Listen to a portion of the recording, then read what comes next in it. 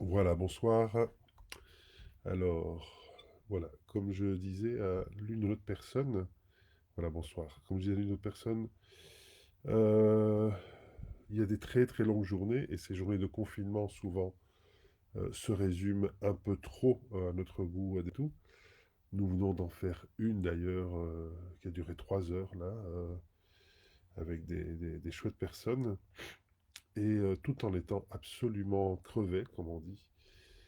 Je me suis dit que je ne pouvais pas aujourd'hui ne pas terminer en poésie, surtout quand on a beaucoup travaillé. Euh, Se donner ce plaisir de la poésie. Et évidemment, nous sommes encore le 12 novembre. Là, il est quasiment minuit. Donc, nous sommes en passage vers le 13 novembre. Mais le 12 novembre, c'était l'anniversaire de mon grand ami et frère d'âme et de poésie, Antonio Bertoli, qui nous a quittés, comme on dit, qui a quitté ce plan d'existence en fin octobre, le 25 octobre 2015. Et donc, voilà, je vais lire des extraits de Astres et désastres, qui est son livre posthume, que j'étais en train de traduire ces 2 derniers mois de vie, en lui envoyant les poèmes et en les envoyant à notre ami commun Alexandro Jodorowsky. Antonio tenait vraiment à ce Alejandro puisse lire ses poèmes, vu que voilà, il était dans ses derniers moments d'existence ici, il le savait.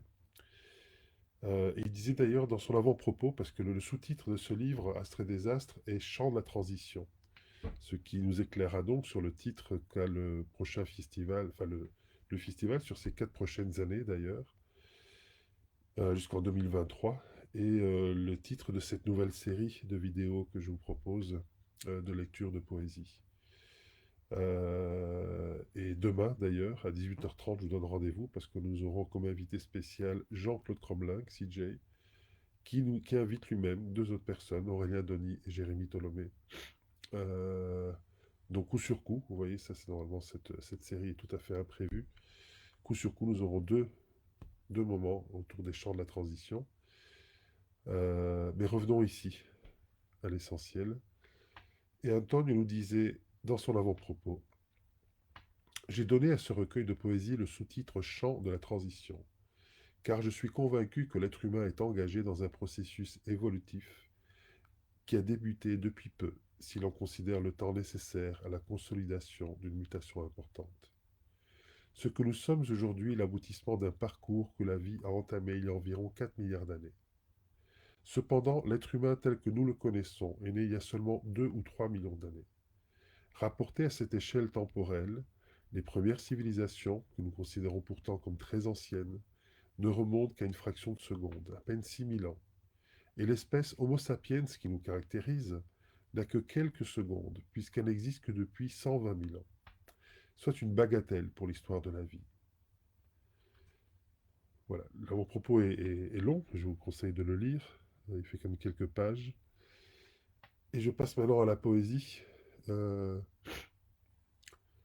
et je vais alterner, je vais improviser. Je sais pas, je n'ai pas prévu de lire quelques poèmes en particulier, je vais lire Spirito, par exemple, Esprit. Et je vais lire en italien. Tra tutto ciò che è scritto fuori dalla mia attenzione, l'infinito del cielo, con le sue sfide e la sua rotazione. Con le sue innumerevoli parole rimane soltanto una frase, un po' più lunga e affannosa delle altre, quella che si legge in cammino, un poco per volta, al cui senso doniamo quanto nel nostro proprio significato ci sembra irrisolto e sospeso, quando troviamo la notte diversa, a volte addormentata, splendente dei nostri sogni, che si aspettano l'un l'altro che si disperdono perché non sopportano catene. Tentare la speranza, anche quando ci beve la caduta. Tenter l'espoir, même quand c'est la chute qui nous boit. Siamo dove i campi cantano infatti, altrimenti non siamo. Nous sommes là où les champs chantent en fait. Sinon, nous ne sommes pas. Ça, c'était Esprit. Le titre qui donne d'ailleurs le poème qui donne le titre au recueil, Astres et désastres. Si aujourd'hui est un fauve, demain sera son bon. Pointé par une abeille de fer, toujours la rose éclot en larmes. Et pourtant la pluie égaye les feuilles, elle passe, sans jamais dire son nom. Ravive la chaude écriture du lierre sur les murs, remplie de sens même l'oisillon, offert au chat de la mort. Astres et désastres se sont toujours affrontés dans leurs disproportions, mais dans les guerres du ciel, on ne tue pas la rose. Seule s'exile une voix qui puisse la chanter.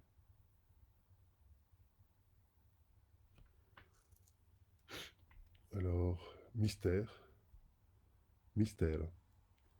Alzatasi prima del suo stesso senso, ci sveglia sempre una parola, ci elargisce il chiarore del giorno, ma è una parola che non ha sognato. Puis il y a des poèmes beaucoup plus longs.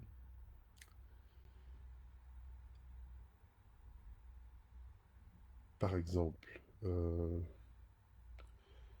je pourrais lire des poèmes plus longs ou plus courts. Il y a un long poème aussi qui est un hommage d'ailleurs à un poème d'Henri Michaud, La Ralentie, que je vous conseille, hein, qui est piano piano, tout doucement, qui est une longue paraphrase par Antonio, comme il avait fait dans un bootleg avec un texte de Gaber, le musicien, le compositeur italien. Je rajouterai peut-être une vidéo sur YouTube où avec Pierre Guéry nous lisons ce texte. Sans titre et sans titre. Le premier est au singulier, le deuxième est au pluriel. Regarde le monde, disent-ils. Tu dois être concret, disent-ils. Pendant ce temps, un petit bœuf entre dans une fourmilière. Un oiseau coupe en deux le soleil. Les arbres honorent quelques vérités. Le chat rêve sur la chaise. Et deux font quatre. Les mathématiques ne sont pas une opinion. Mais la vie ne règle pas les comptes, elle les demande seulement. Car la réalité dépasse toujours la somme de ses parties. J'écoute Dancing in the Moonlight et je vois les yeux de Dieu, noirs et blancs. Qui n'a jamais expliqué la cause de la danse? La vérité est poésie seulement, comme la vie. Quatre règles du jeu, juste quatre. Deux points. Si l'esprit est air d'épée et le cœur coupe d'eau, si le corps est terre d'or et le sexe bois de feu, si pour chaque voyageur il y a une route et une auberge, alors moi, je ne suis pas moi, et mon voyage est infini. Voilà. Il y a tellement, tellement de poèmes que j'aimerais lire, mais il y en a beaucoup qui sont longs, dont un dédié à son père, hein, euh, sur, euh, sur la naissance du père, en fait, le chemin du père. Et, et un sur sa mère.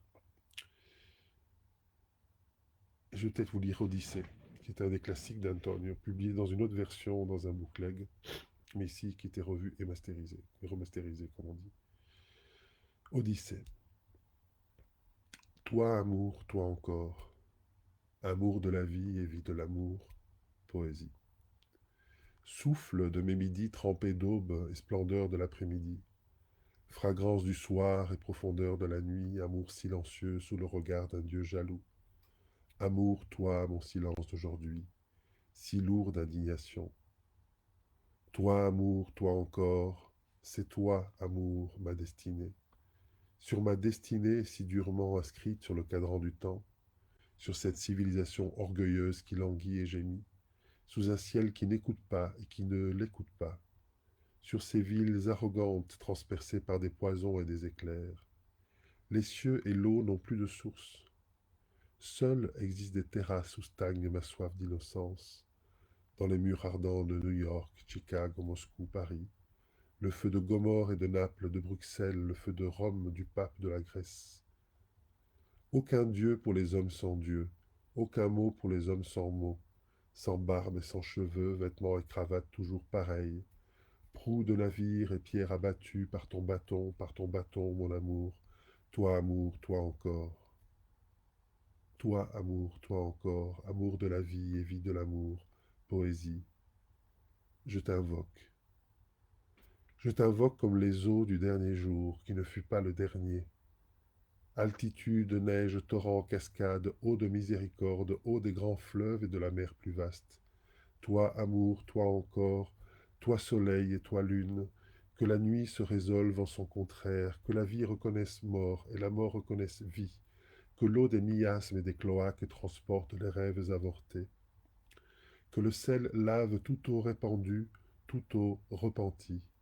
Toi, amour, toi encore, amour de la vie et vie de l'amour, poésie, toi qui m'as fait maître de langue, moi, fils d'un magasinier anarchiste et d'une très douce enfant, né si brumeux et inutile à en vexer la beauté du jour, tant et tant à se faire appeler impudent, toi, amour, toi encore, amour de la vie et vie de l'amour, poésie, qui m'a accordé la parole pour une injuste et inégale justice. Maintenant, écoute bien ma voix, parce que je veux qu'il pleuve. Oui, je veux qu'il pleuve. Je veux qu'il pleuve et qu'il pleuve et qu'il pleuve, pour que s'ouvrent les cataractes du pardon. Qu'il pleuve sur New York, sur Istanbul, sur Pékin, qu'il pleuve sur Moscou et sur Shanghai, sur le centre et la périphérie, sur Palerme et le Sahara, sur la Virginie et sur l'Australie. Des millions de Chinois sont morts, ils sont saufs. Des millions de chrétiens sont morts, ils sont saufs. Des millions de musulmans sont morts, ils sont saufs. Des milliards de personnes sont mortes, elles sont sauves. Dans le désert, sur les terres de froment et de riz, dans les villes et sur les collines, sur les têtes de cons et sur les têtes dures, sur les bonnes têtes et sur les têtes auréolées. Toi, amour, toi encore, amour de la vie et vie de l'amour, poésie, fais que la vie se détruise enfin, et puis qu'elle renaisse, mais comme présence enfin, seulement comme présence enfin. Voilà, je vous souhaite une bonne nuit et ou un bon matin.